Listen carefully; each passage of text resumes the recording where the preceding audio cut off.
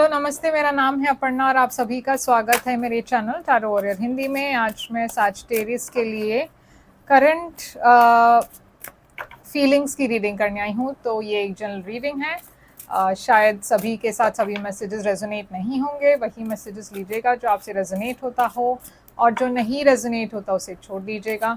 तो चलिए सैजिटेरियस देखते हैं कि आपके लिए क्या मैसेजेस है, आपके पर्सन की फीलिंग्स, करंट एनर्जी इस वक्त क्या है।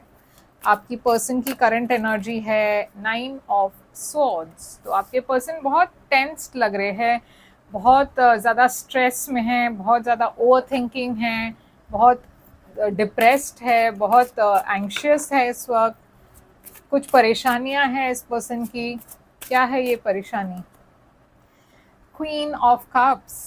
तो ये पर्सन किसी अपने फीलिंग्स के बारे में या अपने फीलिंग्स को लेकर परेशान है, क्योंकि ये पर्सन के अंदर बहुत ज़्यादा फीलिंग्स हैं मगर वो शायद स्ट्रेस्ड है आपके रिलेशनशिप को लेकर। तो चलिए देखते हैं कि आपकी ओवरऑल एनर्जी क्या है। आपकी एनर्जी है किंग ऑफ सोर्ड्स। आप बहुत प्रैक्टिकल एनर्जी में हो, थोड़े से डिटैच लग रहे हो, थोड़े से डिस्टेंस है आपके और इस पर्सन के बीच में, और शायद इसी वजह से ये पर्सन भी स्ट्रेस्ड है। शायद ये पर्सन समझ नहीं पा रहे हैं कि आप इतना डिटैच क्यों हो, आप इतने अलूफ क्यों हो। तो इसकी क्या वजह है देखते हैं। ये किंग ऑफ सोर्ड्स यहाँ पे क्यों है। S of sorry 9 of wands. आप थोड़े से डिस्टेंस इसलिए मेंटेन रख रहे हो क्योंकि आप हर्ट हो, कुछ तो बात हुई है आप दोनों के बीच में, या फिर कुछ और वजह से आप बहुत हर्ट हुए हो और आप थोड़े से अलूफ हो क्योंकि आप अपने आप को प्रोटेक्ट करना चाहते हो। आप बार बार ऐसे हर्ट नहीं होना चाहते, और शायद आप डर रहे हो। आप भी आपके अंदर भी वो डर है कि पता नहीं आगे क्या होगा। तो बहुत सारी ब्लॉकेजेस है यहाँ पे। मतलब मुझे ऐसा लग रहा है सबसे ज़्यादा तो आप दोनों के बीच में ये डिस्टेंस है क्योंकि आप थोड़े से रिजर्व्ड हो और ये पर्सन भी समझ नहीं पा रहे हैं कि आप इतने रिजर्व्ड क्यों हो। तो चलिए देखते हैं कि इस पर्सन की करंट फीलिंग्स आपके लिए क्या है। टावर। तो ये पर्सन को ऐसा लगता है कि ये रिलेशनशिप ख़त्म हो चुकी है, इस रिलेशनशिप में एक दरार आ गई है और ये पर्सन बहुत कोशिश कर रहे हैं होल्ड ऑन करने की। अगर आप देखो इस इमेज को तो ये पर्सन इस टूटे हुए टावर को पकड़ के रखे हैं ताकि ये गिर ना जाए, मगर कितनी भी कोशिश कर लो ये एक ना एक दिन तो गिरना ही है क्योंकि एकदम से टूट गया है, बिखर गया है। तो ये पर्सन भी बस वेट कर रहे हैं, या फिर वेट भी नहीं कर बोल सकते, मगर ये पर्सन को यकीन है कि ये टूटने वाला है, मगर कोशिश कर रहे हैं कि कहीं ना कैसे करके, कैसे भी करके इसे पकड़ ले, इसे ठीक हो जाए ये रिलेशनशिप। तो चलिए देखते हैं आपकी फीलिंग्स इस पर्सन के लिए। मून है आपकी feelings, cancer energy, Pisces energy भी है मून। आप अपने फीलिंग्स को शेयर नहीं कर रहे हो, आप अपने फीलिंग्स को हाइड कर रहे हो। आप शायद कंफर्टेबल नहीं हो या तैयार नहीं हो इस पर्सन से खुलकर बात करने की, तो आप अपने फीलिंग्स को बहुत छुपा कर रखे हुए हो। ये पर्सन आगे चलकर क्या है मैसेज यहाँ पे इस पर्सन के तरफ से। किंग ऑफ सोर्ड्स इस पर्सन की भी एनर्जी है। तो ये पर्सन भी काफ़ी डिटैच्ड हो रहे हैं।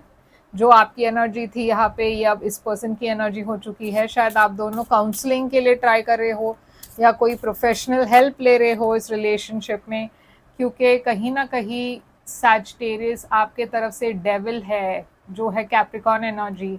आप या तो जानबूझ के इस पर्सन के साथ इन्वॉल्व नहीं होना चाहते या फिर शेयर नहीं करना चाहते अपने इमोशंस को, और इस वजह से यहाँ पे बहुत ज़्यादा प्रॉब्लम्स हो रही है। तो ये आपको देखना है, ये आपको समझना है कि क्या ये आप जानबूझ के कर रहे हो या फिर कोई वजह, जो भी वजह है, अगर आप खुलकर बात नहीं करोगे तो फिर ये सॉल्व कैसे होगा। तो ये उल्टा भी हो सकता है ये पर्सन ऐसे हो और आप इस तरफ हो, ऐसा भी हो सकता है। तो यहाँ पे स्कॉर्पियो एक्वेरियस बहुत स्ट्रांगली दिख रहा है और कैप्रिकॉर्न जो है एनर्जी है यहाँ पे, और कैंसर और पाइसिस भी है। तो इस रिलेशनशिप में सबसे बड़ी ब्लॉकेज क्या है? यहाँ पे एक थर्ड पर्सन है किंग ऑफ वॉन्ड्स, ऐसा भी हो सकता है यहाँ पे कोई एक्शन नहीं ले रहे हैं। सिक्स ऑफ कप्स, कोई पास्ट पर्सन वापस आ गए हैं, ये पास्ट पर्सन आपके तरफ से है या फिर इस पर्सन के तरफ से है, और इस वजह से शायद आप एकदम विड्रॉ कर चुके हो, क्योंकि शायद आपके लाइफ में या तो कोई आपके पास से वापस आए हैं या फिर इस पर्सन के लाइफ में कोई ऐसे पर्सन है जो वापस आए हैं।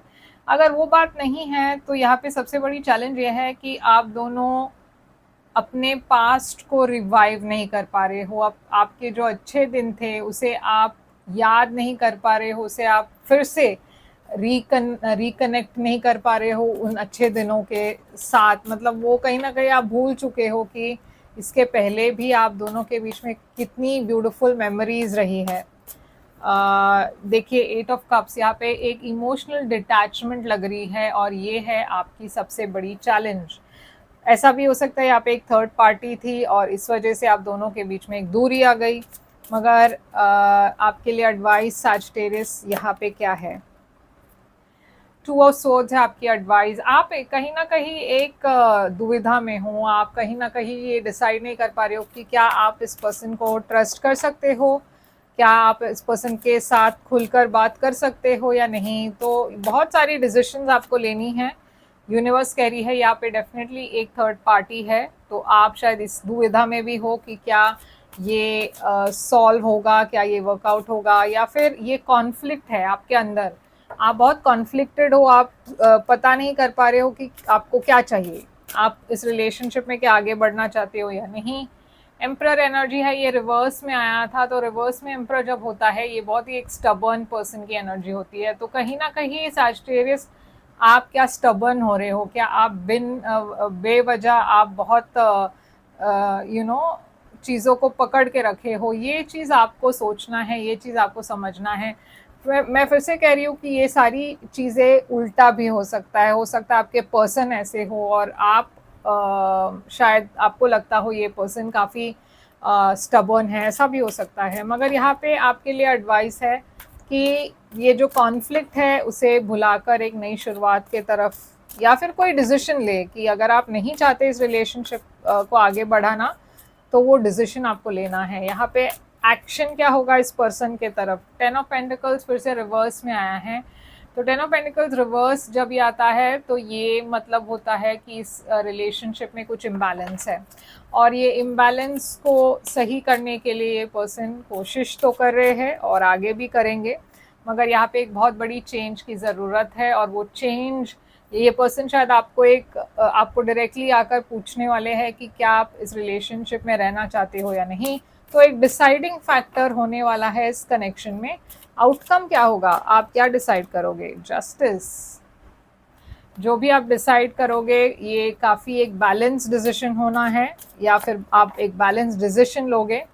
जस्टिस एक शादी की भी एनर्जी होती है, 6 सोर्ड्स। तो इस रिलेशनशिप में मैं देख रही हूँ आप जो भी डिसाइड करो, या तो आप इस पर्सन के साथ रहो या नहीं रहो, मगर वो एक काफ़ी फेयर डिसीजन होने वाला है। हैंगमैन यहाँ पे एक पॉज की एनर्जी है, मगर ये जो डिफ़िकल्ट समय है उसे आपको छोड़कर आगे ज़रूर बढ़ोगे। और यहाँ पे पाइसिस एनर्जी है, लीब्रा एनर्जी भी है। मैं देख रही हूँ आप में से कुछ लोग रिकनसाइल करोगे और ये जो मुश्किल समय उसे छोड़कर आगे बढ़ोगे। और आप में से कुछ लोग शायद इस पर्सन से अलग भी हो, क्योंकि जस्टिस का 2 मतलब होता है, डिवोर्स भी होता है, शादी भी होती है। तो कोई भी एक मतलब या तो सेपरेशन है या फिर रिकन्सिलिएशन है, मगर ये जो भी है एकदम कार्मिक जस्टिस है, यानी कि फेयर है। ओके, तो यही है आपके लिए रीडिंग सैजिटेरियस। आई होप ये रेजोनेट करे आपसे, करे तो लाइक शेयर सब्सक्राइब ज़रूर कीजिएगा। और अगर आप एक प्राइवेट रीडिंग बुक करना चाहो तो कर सकते हो। प्राइवेट रीडिंग पे रीडिंग्स होती है, मगर वो खासकर आपकी सिचुएशन पर होता है तो ज़्यादा रेजोनेट करेगा। और प्राइवेट रीडिंग बुक करने के लिए आप मुझे ईमेल करें या फिर व्हाट्सएप पर चैट आइकन है उसे क्लिक करके चैट कीजिए मेरे साथ। और मैं फिर से आऊँगी एक और रीडिंग लेकर। तब तक के लिए ख्याल रखिए आप अपना, मगर लाइक शेयर सब्सक्राइब करना और कमेंट भी करना। और take care, all the best.